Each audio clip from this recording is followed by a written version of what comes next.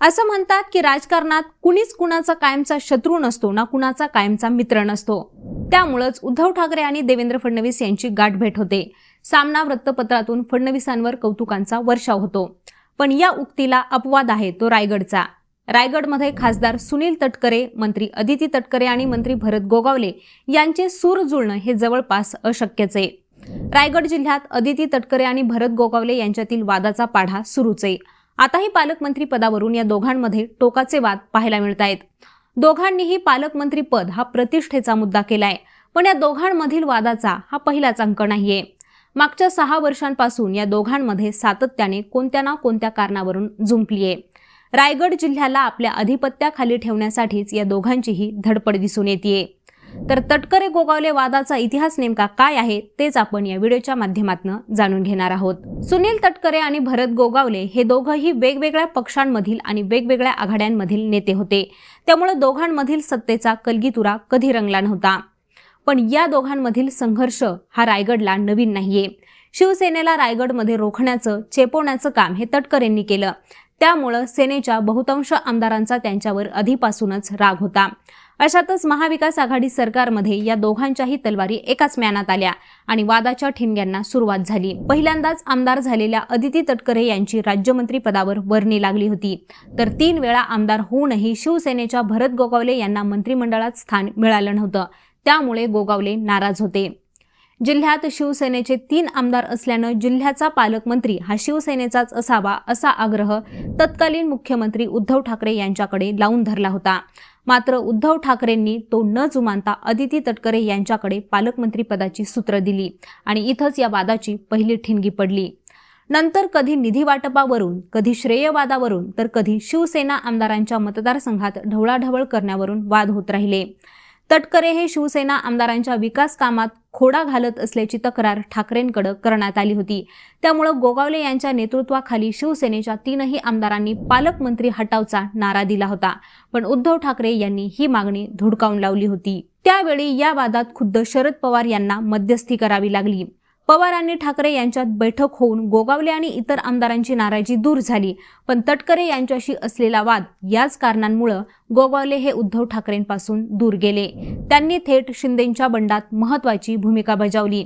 ते शिंदे गटाचे प्रतोद झाले, पण मंत्री होण्याचं त्यांचं स्वप्न पूर्ण झालं नाही। त्यांचा मंत्रिपदाच्या शपथविधीसाठी सूट शिवून तयार होता, पण त्यावर आता धूळ बसली आहे अशी टिप्पणी त्यांच्यावर केली जाऊ लागली। ते अखेरपर्यंत वेटिंगवरच राहिले। हे दुःख एका बाजूला असताना अजित पवार हे पुन्हा उपमुख्यमंत्री झाले, तर अदिती तटकरे या कॅबिनेट मंत्री झाल्या। त्यावेळी कोणत्याही स्थितीत तटकरे या रायगडच्या पुन्हा पालकमंत्री होऊ नयेत यासाठी गोगावलेंनी जंग पछाडलं। महायुतीतील पालकमंत्री पदाचं वाटप हे एकट्या गोगावलेंच्या आक्षेपामुळे थांबलं होतं। स्वातंत्र्यदिनी तटकरेंनी ध्वजारोहण करू नये यासाठी गोगावलेंनी विरोध केला होता। त्यातूनच तटकरेंना पालघरला पाठवण्यात आलं। तेवढंच फक्त गोगावलेंचं ऐकलं गेलं। अखेरीस पालकमंत्री पद हे पुन्हा अदिती तटकरे यांच्याकडे गेलंच नाही। त्यांच्याऐवजी शिवसेनेच्या उदय सामंत यांच्याकडे ते पालकमंत्री पद गेलं। त्यामुळे मंत्रिमंडळात स्थान नसूनही गोगावलेंनी संयम बाळगला होता।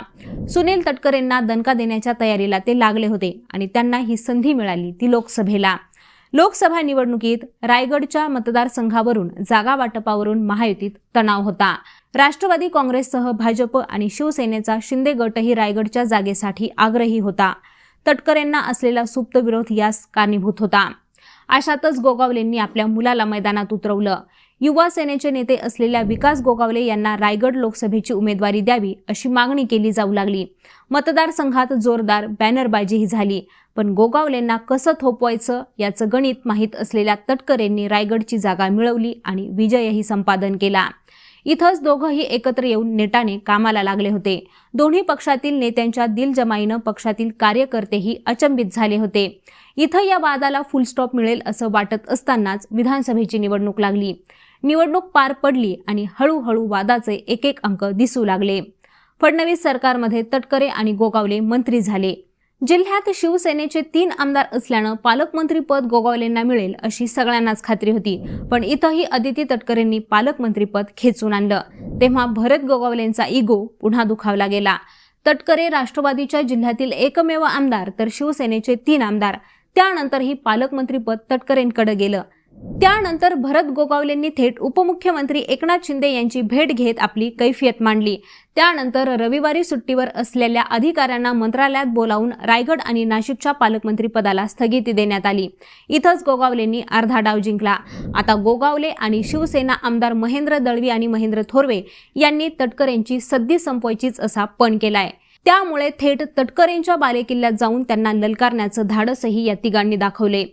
जो भावाचा होऊ शकला नाही तो तुमचा काय होणार, अशी टीका मंत्री गोगावले यांनी तटकरेंवर केली आहे। एवढंच नाही तर हिम्मत असेल तर बल्लाळेश्वराच्या समोर छातीवर हात ठेवून सांगा आम्हाला तिघांना पाडण्याचा प्रयत्न कुणी केला, असं थेट आव्हान गोगावलेंनी तटकरेंना दिले। या तिन्ही आमदारांमध्ये तटकरेंबद्दल असलेला राग बघूनच शिवसेनेला तटकरेंनी कितपत चेपवलं असावं याचा अंदाज आपल्याला येऊ शकतो। आता तटकरे विरुद्ध गोगावले वादाच्या दुसऱ्या अंकाचा शेवट काय होणार?